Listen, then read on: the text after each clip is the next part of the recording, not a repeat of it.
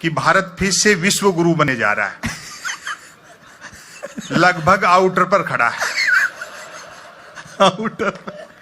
और वैसे भी साहब उस देश को विश्व गुरु होने से कौन रोक सकता है जिसकी जेलों तक में संत महात्मा रहते हो।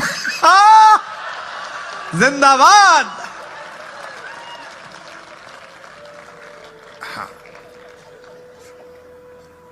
4 साल 4.5 साल से एक कैसेट बज रहा है, डीजल पेट्रोल हमारे हाथ में नहीं है, रुपया अंतरराष्ट्रीय कारणों से गिर रहा है, भ्रष्टाचार महंगाई के लिए कांग्रेस जिम्मेदार है, बाकी सारी समस्याएं नेहरू छोड़ गए, फिर भी कोई दिक्कत हो तो पाकिस्तान चले जाओ। बहुत। फिर भी कोई दिक्कत हो तो मूर्तियां आकाश सूर्य प्रजातंत्र पहले से लग रहा है। हाय हाय हाय हाय, क्या बढ़िया लाइन है, वाह। मुझे तो अभी एक सज्जन कह रहे थे कि साहब विश्व की सबसे ऊंची मूर्ति लग चुकी है, आप भी थोड़े पॉपुलर हो गए, किसी चौराहे पे आपकी भी एक आध खड़ी कर दें, ₹1,00,000 रुपए का खर्चा है। मैं कहा तू 50,000 दे, मैं खुद ही खड़ा हो जाऊं।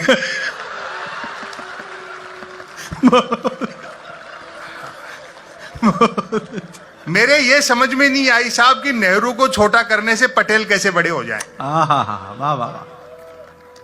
शायद नौजवान पीढ़ी जानती नहीं, हम भावनाओं में बह जाते हैं, भाषणों में बह जाते हैं, खो जाते हैं। जिस सरदार सरोवर के तट पे पटेल की सबसे ऊंची मूर्ति लगाई गई, उसी सरदार सरोवर का शिलान्यास ही पंडित नेहरू ने किया था। क्या बात है, क्या बात है, सच्ची बात है। मिथकों के नाम पर महापुरुषों के नाम पे लड़ाया जाता है।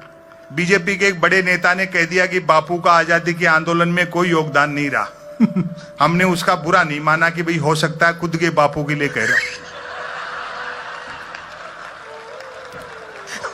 कमाल है, तालियां तो बजनी चाहिए भाई, औसम है।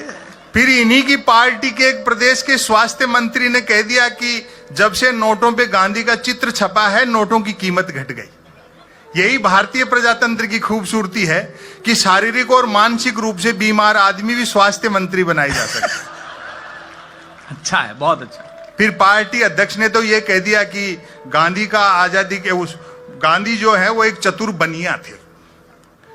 ऐसा मूर्खताओं से बड़ी चहल पहल है इस देश में। पहली बार नहीं हुआ, गांधी जैसा एक विराट व्यक्तित्व जिसने हिंदुस्तान को निर्भीक होना सिखाया, सारी दुनिया को एक दृष्टि दी, ऐसा पहली बार नहीं हुआ। आपको ध्यान होगा बाबा रामदेव पर जब लाठीचार्ज हुआ रामलीला मैदान में, तो भाजपा ने राजघाट पर धरना प्रदर्शन किया।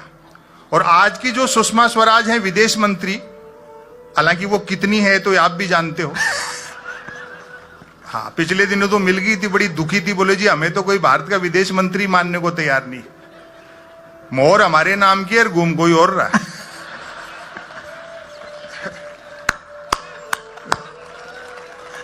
मैंने कहा सुषमा जी दुखी मत हो, दुनिया मान जाएगी आप ही भारत की विदेश मंत्री हो, बस इतना सा कर लो। दिल्ली में आपको जो बंगला है जिसके बाहर नेम प्लेट लगी है सुषमा स्वराज विदेश मंत्री भारत सरकार, नीचे ब्रैकेट में लिखवा लो मैं ही हूं।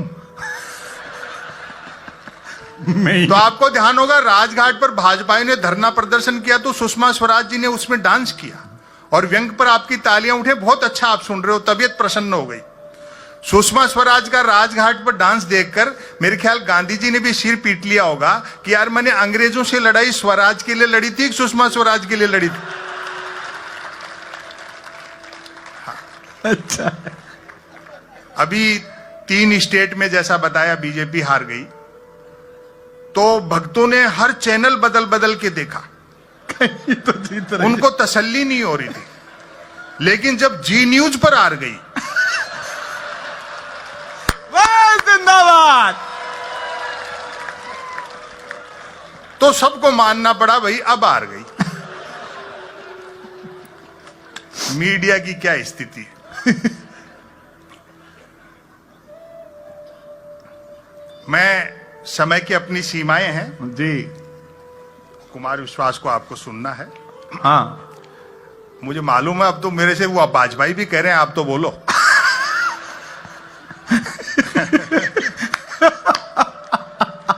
हमारा किसी पार्टी से कोई लेना देना नहीं, हम तो जैसा दिखता है कवि लोग वैसा लिखता है। और हाँ।